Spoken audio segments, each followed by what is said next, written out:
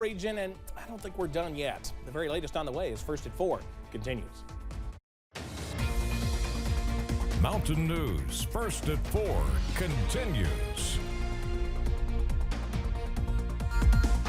An important date when it comes to COVID-19 is fast approaching. Next Thursday, May 11th, is when the national emergency ends. That is a date set by President Biden months ago. WYMT's Phil Pendleton has been speaking with local health leaders on what this means for you and has more. We have spoken about this date several times, both late last year and earlier this year. President Biden says he set the date of May 11th to allow for a transitional period, as it will allow for some things to take place. Bottom line, after May 11th, if COVID-19 becomes an issue for you, it's likely going to come with some kind of expense. For 3 years, COVID-19 has resulted in a national emergency. Some have pushed to end it sooner, but after next Thursday, test kits will no longer be free at pharmacies and providers. Kevin Hall with the Lexington Fayette County Health Department says getting a COVID shot or a booster will be much like a flu shot, which now has very little or no cost to most. So much of public health is behind the scenes, and we'll return to doing that with COVID, just like we do with so many other illnesses. We'll be sending information to people and helping protect them, but they won't really notice anything too different here in Lexington.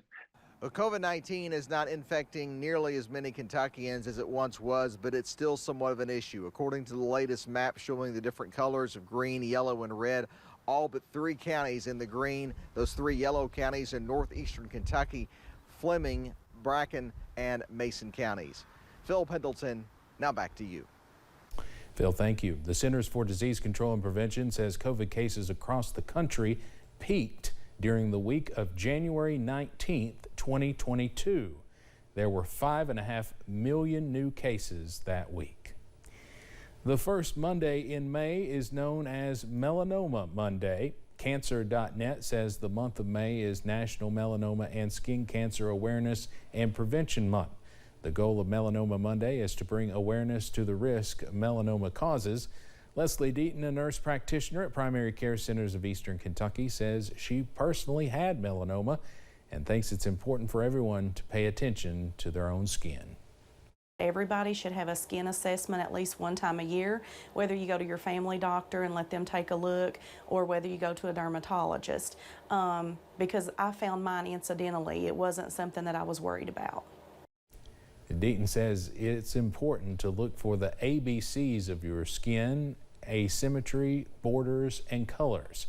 WYMT's Olivia Calfee will have more tonight at 6. Staff from Pikeville Medical Center surprised kindergarten students today at Bevins Elementary School in Pikeville. It is the start of their Doctor's Day program that began in March. Pikeville Medical Center Vice President of Workforce Development, James Glass, says the program is designed to give kids the opportunity to learn about jobs in the medical field. We're working with the elementary schools, the high schools, and even in the colleges for education, trying to get these students to become aware of opportunities that we have right here in Eastern Kentucky. Glass says the program has been successful so far, teaching more than 600 students about medicine. Coming up at 6, learn why he says it's important to do this so early. Well, cloudy and breezy for many of us this Monday first Monday of May. Doesn't feel like it out there by any means. A look outside shows us the overcast. Still with us here from our studios here in Hazard, but if you look closely, you can see a few of those rays of sunshine falling through the clouds and onto the trees below. 52 the current reading in Hazard. Same thing up in Jackson. We'll do warmer as we head towards the Cumberland Valley, where they've seen just a hint more sunshine today and less there. Look at those 40s up in portions of the northeastern part of the area in the Big Sandy, where Logan checks in at 46. It's been chilly so far today, and the wind's not helping. Winds gusting 20, 25, close to 30 miles an hour in many spots. So not off the charts windy, but just continuing a windy year than has been so far. Few of those showers up in the far northern reaches of the viewing area. I'm talking parts of Rowan and the Elliott and Lawrence counties. That should stay to our north for now, but the clouds will be with us through the evening. Your forecast first here at 4:30. We continue to watch those temperatures slowly fall into the 40s a little bit later on. Steve, I'll have the very latest on when we see a return to perhaps some closer to average weather in a few minutes. All right, Evan, thank you. We know the problems a housing shortage can cause here in eastern Kentucky. In Arizona, a housing shortage also exists, but leaders there are trying a new approach to help fill a teacher shortage by offering housing. Low salaries and high living costs have made it difficult for educators to live where they teach. Gabe Cohen has more. Like so many teachers, Louisa Gamboa is sacrificing more and more for the job she loves. Give me one word that starts with the letter Q. That's why she lives with 3 other teachers in a 3-bedroom home. We're on our way home to Prescott. And carpools 30 minutes to her special ed classroom in Chino Valley, Arizona. That was the closest affordable house? Yes. And that's the only available one. Has it been difficult making it month to month? It's very difficult. Almost nothing to spare. The combination of low salaries and increasingly little affordable housing has worsened the teacher shortage in states like Arizona. So, desperate to attract educators, Chino Valley Unified School District is breaking ground on a teacher housing project, also known as a teacherage, building 10 tiny homes behind an elementary school, where teachers will pay well below the market rate for rent. If they can save a couple $100s, I think that ultimately that could make the difference. It's a matter of money. Be watching, Dad. Jason White, a 50-year-old high school English teacher living with his parents near Phoenix, heard about Chino Valley's project and applied for a job. Do you think you'd take a job there if you didn't get that housing? I wouldn't, and it's not a think or not think. I simply wouldn't because I couldn't afford to live there. At least 8 Arizona districts are creating their own teacherage, with some help from a federal grant. This vacant school near Sedona will be turned into 11 apartments. In Prescott, I think this could be a game changer for us. 6 modular homes will sit behind an elementary school. I hate to compare it to this, but in some ways it's kind of like the Hunger Games. Having something like this available maybe gives us a leg up on the competition, so to speak. Teacher housing projects are popping up across the country, from California to West Virginia.